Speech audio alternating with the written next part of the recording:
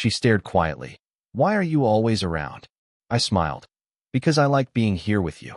I first noticed the way she moved through a room like she belonged to a different rhythm, graceful, deliberate, her presence folding into every shadow and light. She didn't need to announce herself. And yet, somehow she always did. She's here again. I whispered to myself, though no one was listening. I found her in the small cafe we both seemed to frequent at odd, overlapping hours. She sat by the window, a faint crease between her brows as if she were thinking about something too heavy to speak aloud. A gentle hum of afternoon sunlight made the strands of silver in her hair glow like threads of quiet fire. She was quiet, poised, like she'd walked out of a painting and into my day. I lingered by the counter longer than necessary, pretending to scroll through my phone, stealing glances at her. And then she looked up, catching me exactly when I wasn't ready. Her gaze held me, steady, not accusatory but questioning.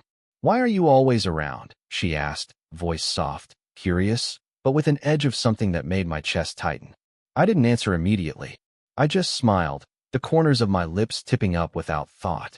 Because I like being here with you, I said, almost too casually. My words hung in the air, heavier than I intended. She tilted her head slightly, watching me like she was deciding whether I was joking or serious, or whether I was dangerous in my own quiet way. Her hand brushed against mine as she reached for her coffee, a simple gesture that felt like electricity. My fingers stiffened, though I didn't pull away. The warmth lingered long after the touch ended, settling somewhere behind my ribs. There was something in the way she carried herself, confidence wrapped in subtle vulnerability, that made it impossible to look away. Her laugh, when it came, wasn't loud, but it lingered, sliding into the quiet corners of the room and wrapping around me. And I noticed every small detail, the slight crease in her silk blouse, the scent of her perfume that smelled faintly of rain on stone, the way she tucked her hair behind one ear as if in thought, unconsciously asking me to notice.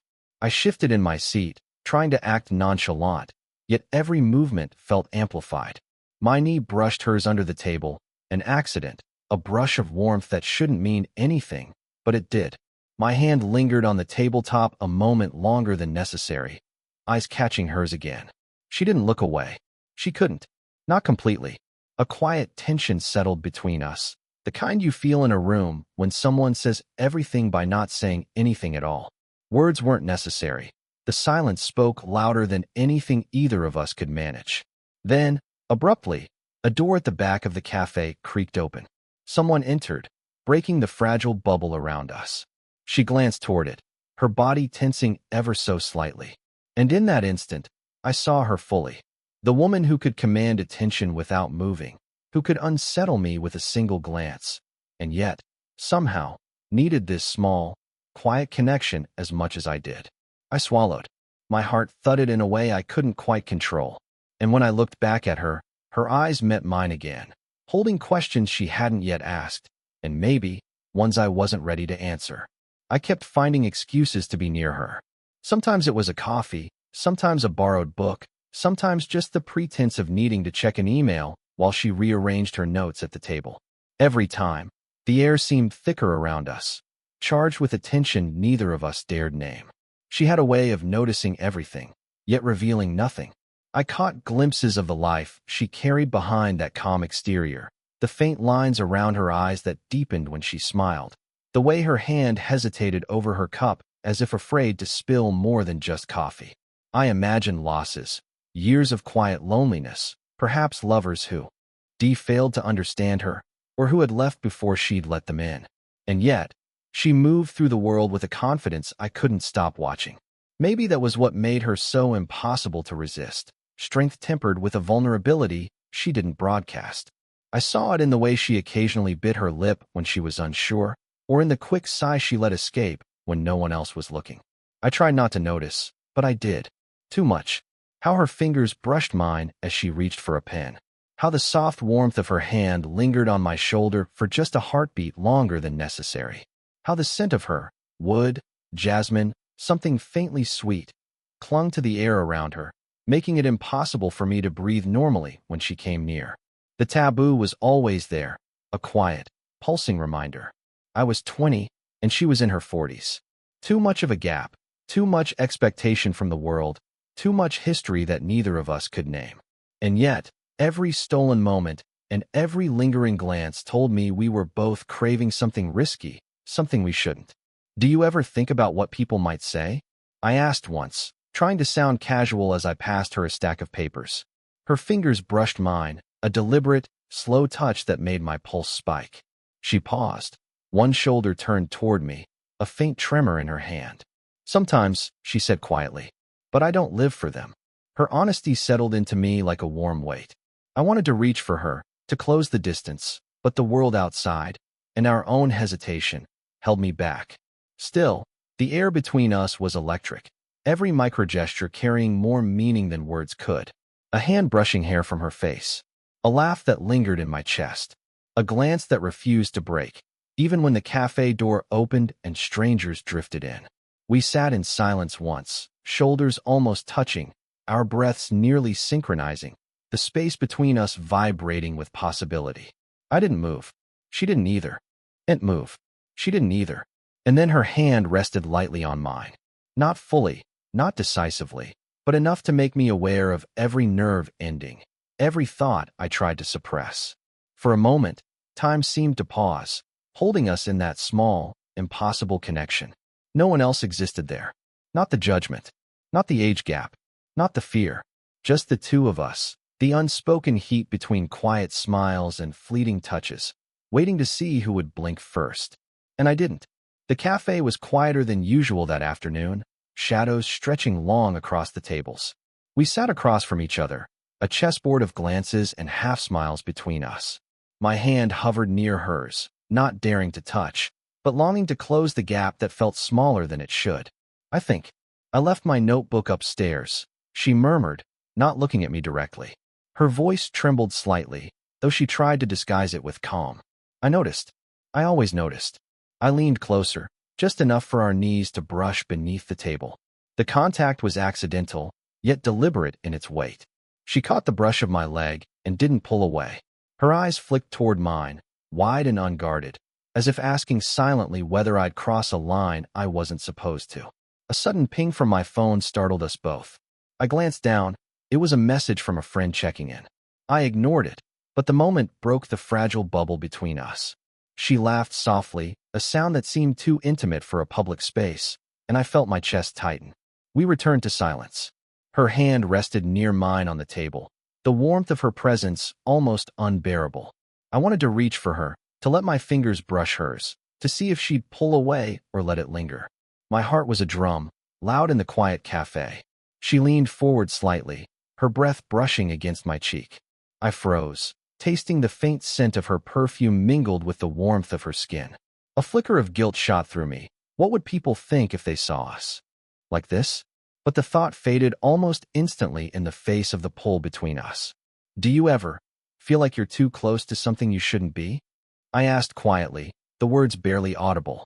Her hand twitched, as if it wanted to reach for mine, but couldn't quite commit. All the time, she whispered.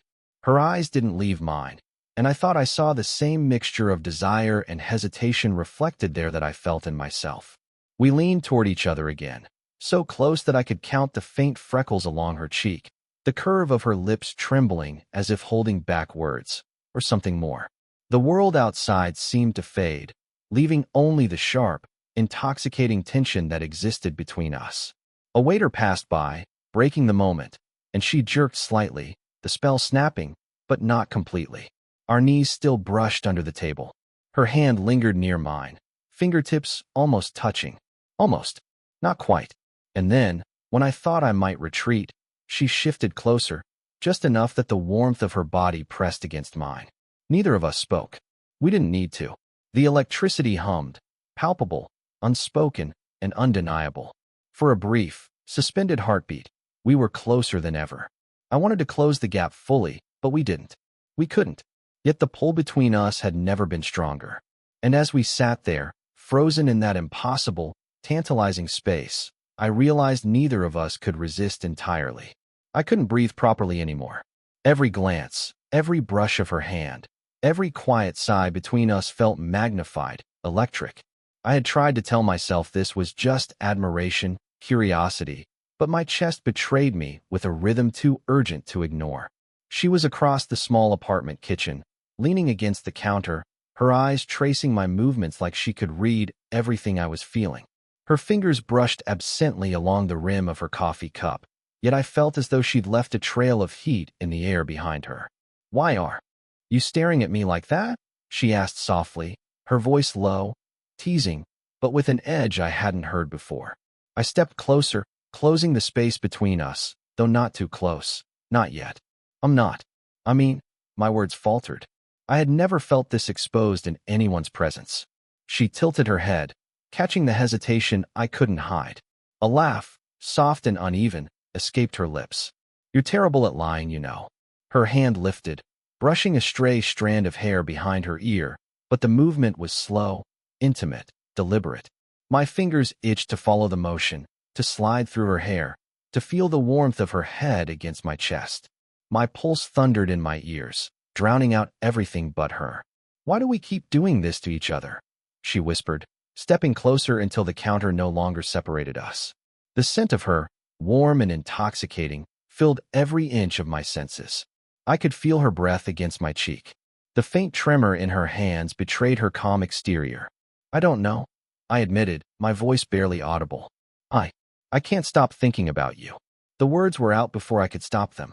Her eyes widened slightly, and a flicker of fear, or maybe anticipation, passed across her face. I shouldn't," she began, but I cut her off with a step closer, closing the last fraction of space.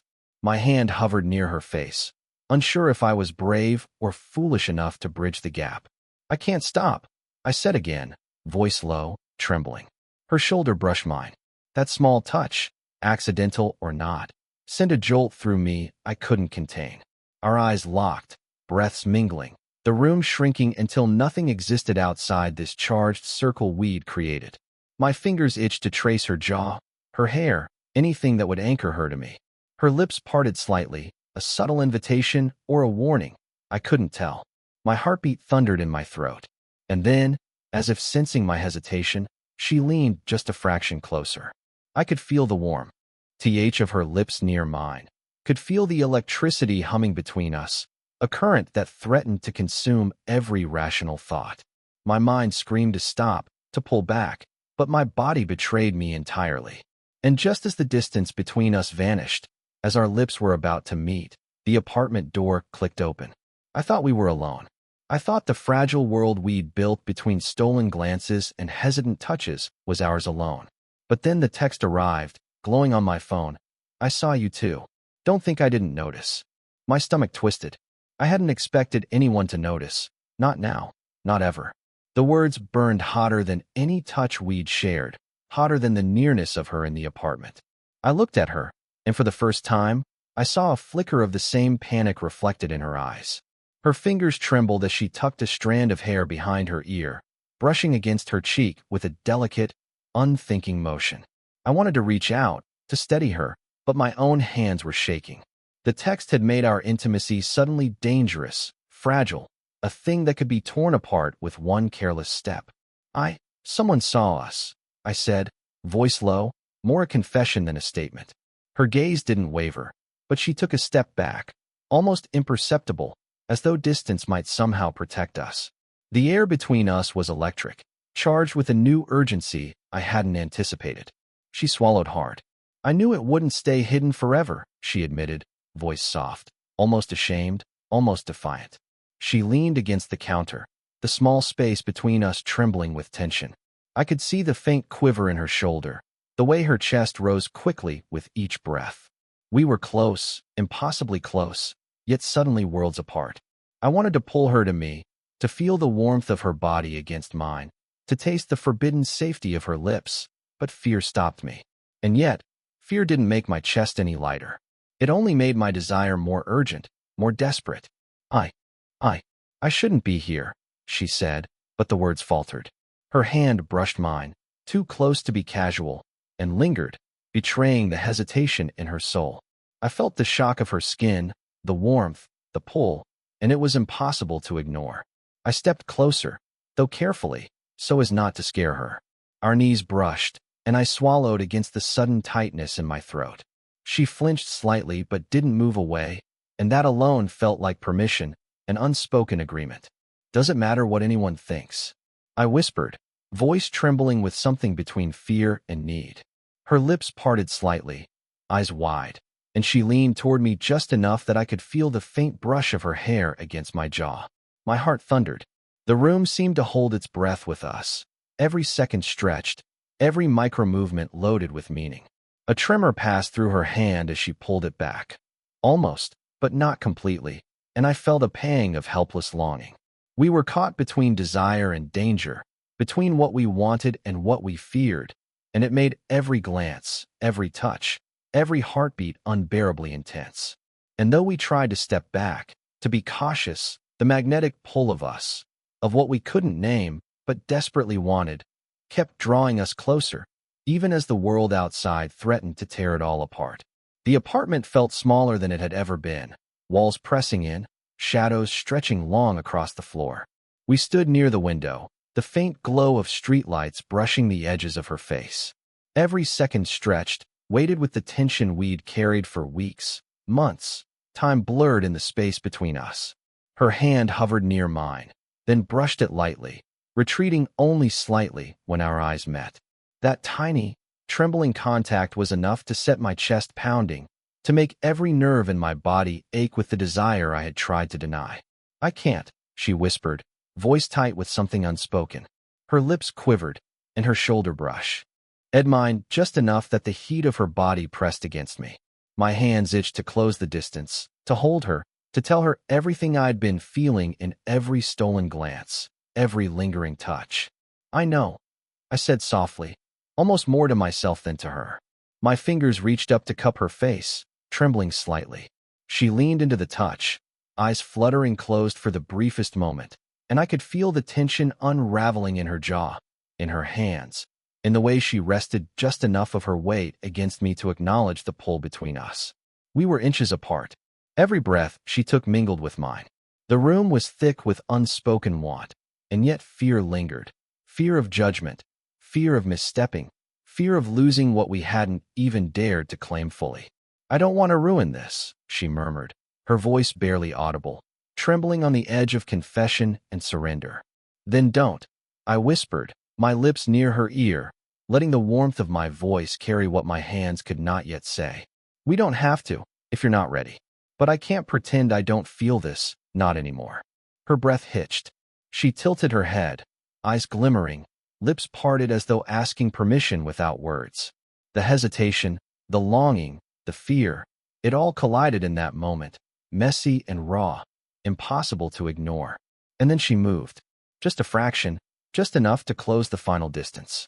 My hands slid from her face to her shoulders, steadying her, grounding us both in the space we'd been circling for too long. Our foreheads pressed together, breaths mingling, hearts hammering in tandem. No words were needed. Everything we had been holding back, the attraction, the worry, the longing, found clarity in that quiet, suspended heartbeat. I could feel her understanding me fully, as I understood her, every fear, every hesitation, every unspoken desire. We didn't need to cross the final line yet, didn't need to define what came next. But in that raw, trembling closeness, we both knew, whatever happened after, nothing would be the same. And in that moment, suspended between surrender and restraint, we finally understood each other completely. The rain had started softly outside, tapping against the window like a quiet applause. Inside, the apartment smelled faintly of coffee and her perfume, a comforting mix that had become my world in the last few weeks. We sat on the couch, close enough that our knees brushed, close enough that neither of us had to speak to feel the other's heartbeat. Her hand found mine, fingers curling together naturally. No hesitation, no need to test boundaries.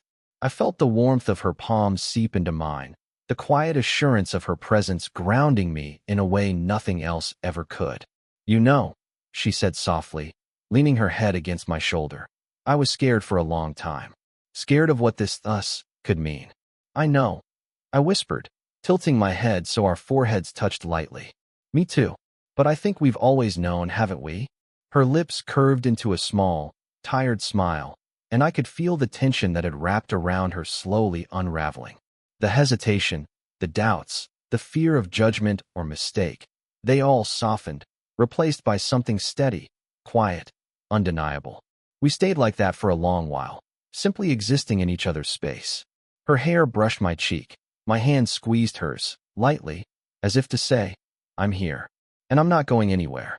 The age gap, the whispers of the world outside, the little doubts that had shadowed us, they no longer mattered.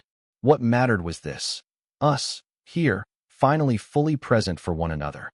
I never thought it would feel this easy, she murmured, fingers tracing idle patterns along my hand. It doesn't have to be complicated, I said, leaning closer so our shoulders touched fully. We make it easy. Together. A long, quiet hug followed, soft and warm, carrying months of unspoken longing. I felt her body relax into mine, her head resting against mine.